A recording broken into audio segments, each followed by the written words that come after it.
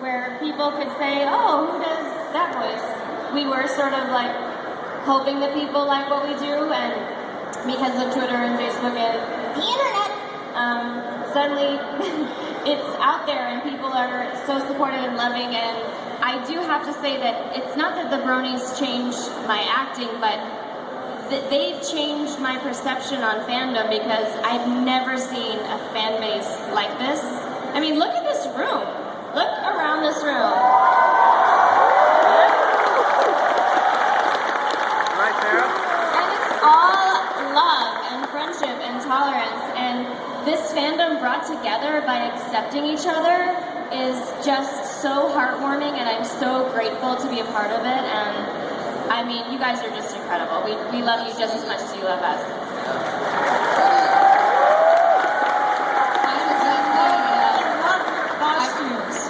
Can you all hear me? We love your costumes. That's dedication.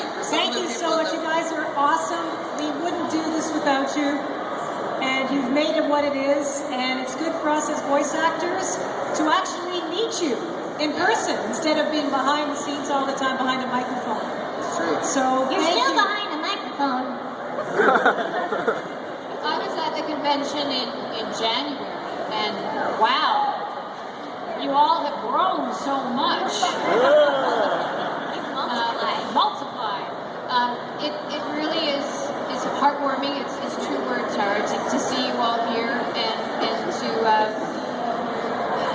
it's mind-boggling that we impact you this way, and it's humbling, and it really makes our job feel, or for me anyway, a little bit more worthwhile. So thank you.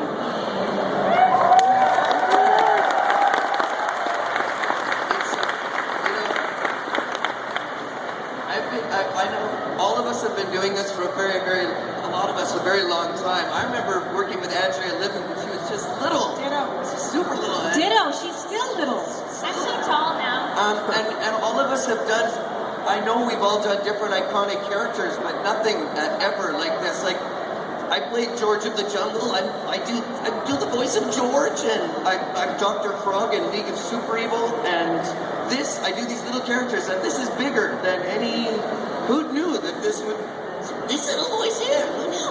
But again, to reiterate, to state it again, we're separated, we're in this little fishbowl working together, and to come out and see all of you in such numbers and so enthusiastic is just amazing. Awesome. Totally. Awesome.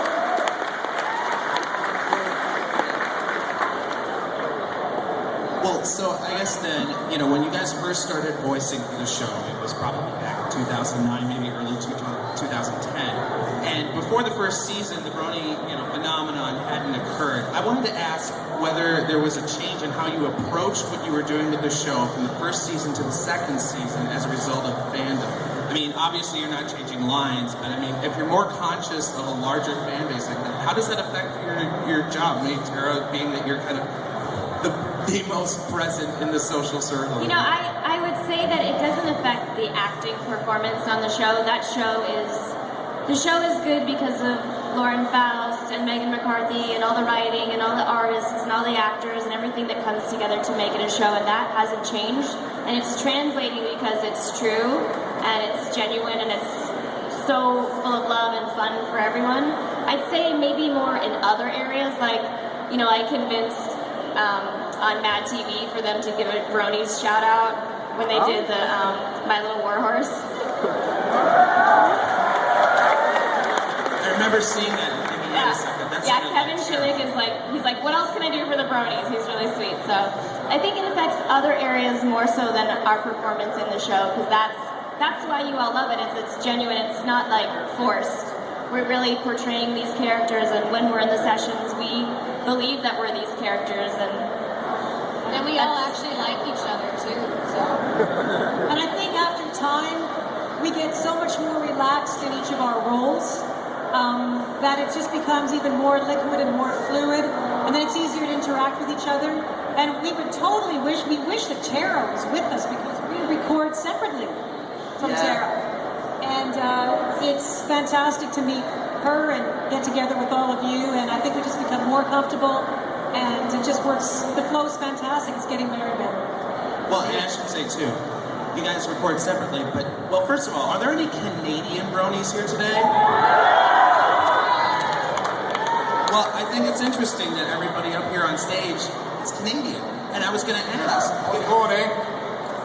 We're what you Canucks say. Oh, yeah. I'm saying, right? It's a little bit different in Canada, hey? Oh, sure. Like, you know, we got lots of ice up there, not like here. A lot of lakes and everything. It's real hot here. Pretty hot down here, eh? Yeah, it's pretty hot down here. Yeah. The Canadians are laughing. And even Terry, you're in Los Angeles, but you're a Canadian transplant. I am originally Canadian, yes. Well, and so I just wanted to ask, what is it about Canada? Why is there so much voice acting talent, you know, centered right around... When you get I see how you came up with that in 10 seconds see flat. what I did? Well, so I guess then, this is kind of an interesting question. You guys were doing the accent there, but do you ever find that you have to scale back a Canadian accent when you're performing? Yes, a boot all the time. And hooves instead of hooves. I find that I don't. Andrea, can I ask you what a Canadian Fluttershy might sound like? Oh, gosh.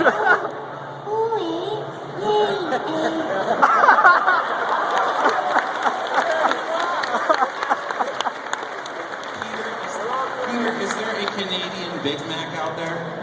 Oh, boy. The yacht? I want Andrea Libman to do her best squeak.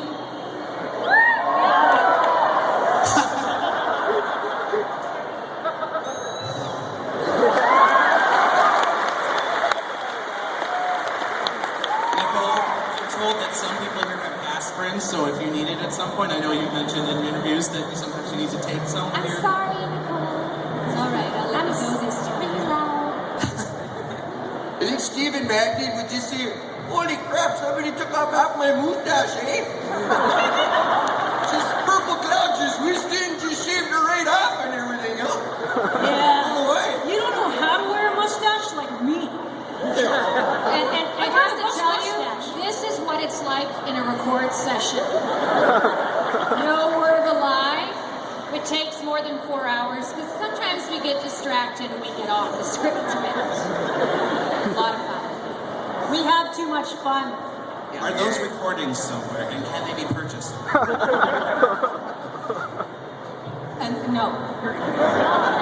Had to ask. All right, well, Kathy, you know, when we did our interview on Never Forget with you, I found it interesting.